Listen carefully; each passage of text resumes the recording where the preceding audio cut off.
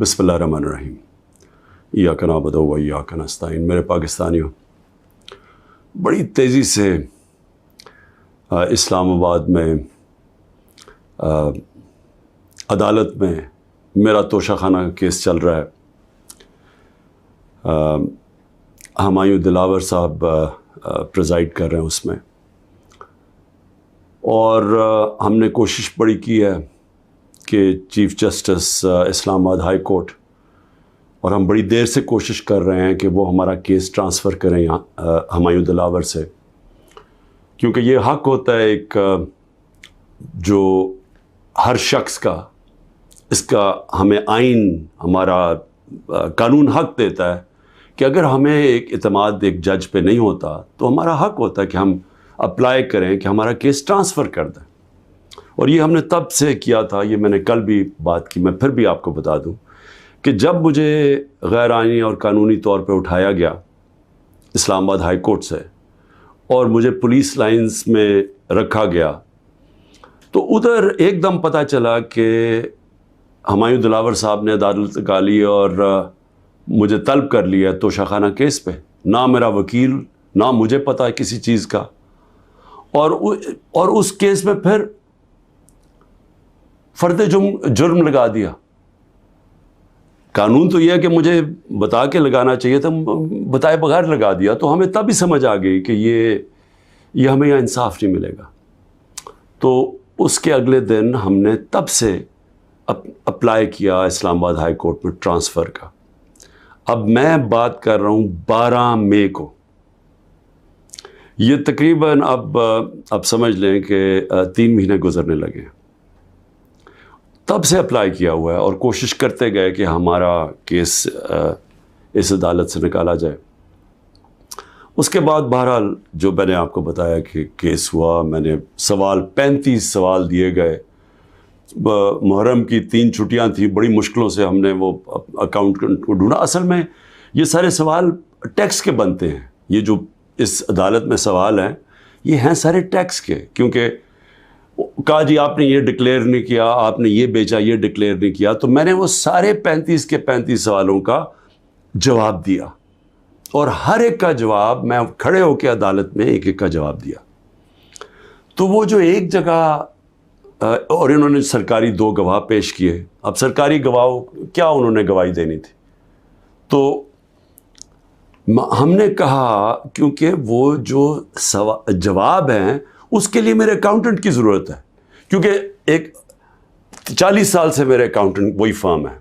मेरे पास जो पैसे आते हैं, जो मेरे खर्चे होते हैं, वो मैं उनको बता देता हूँ। वो फिर टैक्स फॉर्म्स भर देते हैं, वही इलेक्शन कमीशन की फॉर्म्स भरते हैं, वही वेल्थ टैक्स जो होता है वो भरते हैं। तो उनके पास सारा रिकॉर्ड होता है।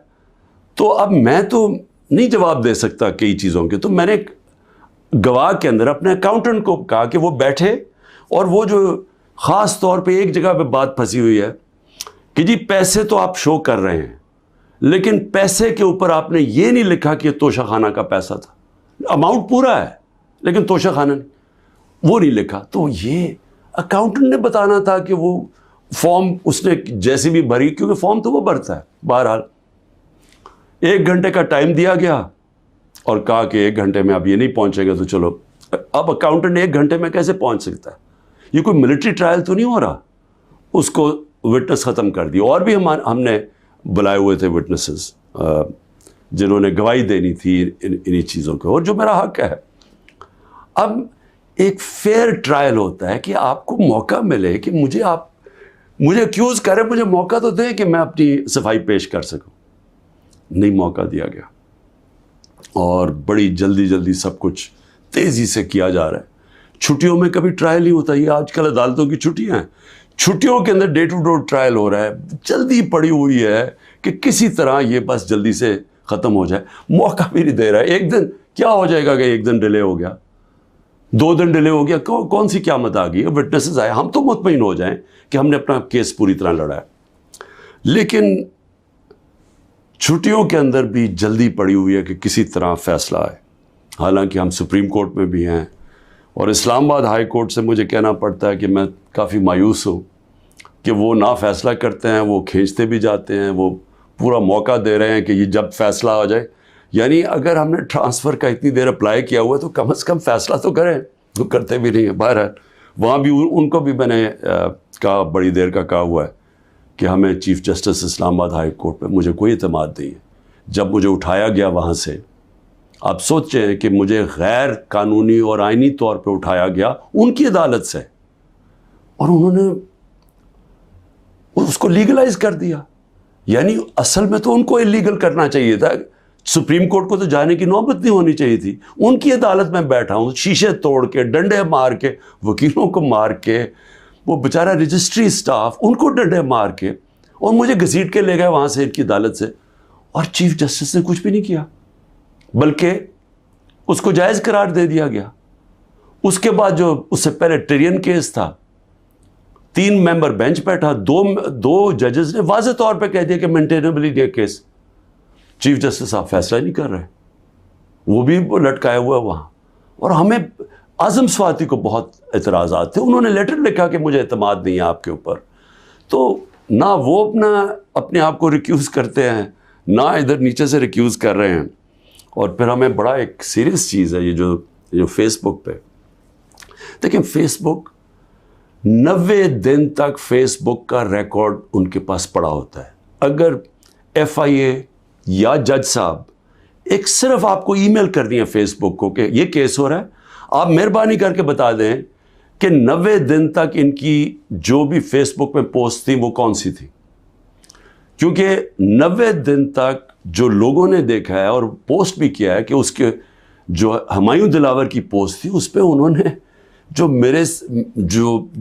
ان کا میرے متعلق پوسٹ کی ہوئی ہیں، وہ تو اگر کوئی بھی دیکھ لے تو مجھے تو ان سے انصاف نہیں مل سکتا.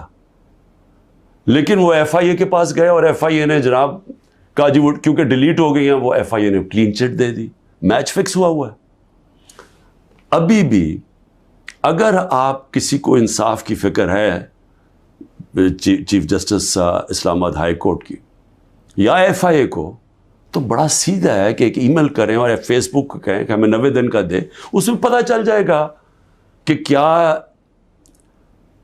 دلاور صاحب مجھے انصاف دے سکتے ہیں یا نہیں دے سکتے. میں اس کے بعد دوسری بھی بات کرنا چاہتا ہوں، کیونکہ یہ تو اب دیکھتے ہیں، یہ بڑی تیز سپیڈ سے چل رہا ہے. اب دیکھتے ہیں آگے کیا ہوتا ہے. لیکن ابھی تک تو کوئی امید نہیں نظر آ رہی کہ جو فیئر ٹرائل ہوتی ہے وہ مجھے ملے گی، جو میرا رائٹ ہے. دوسری چیز یہ جو انہوں نے 2 بلز اسمبلی میں لے کے آئے بڑی تیزی سے، پتہ نہیں انہوں نے کتنے بل پاس کر دیے 1 گھنٹے کے اندر، کوئی 15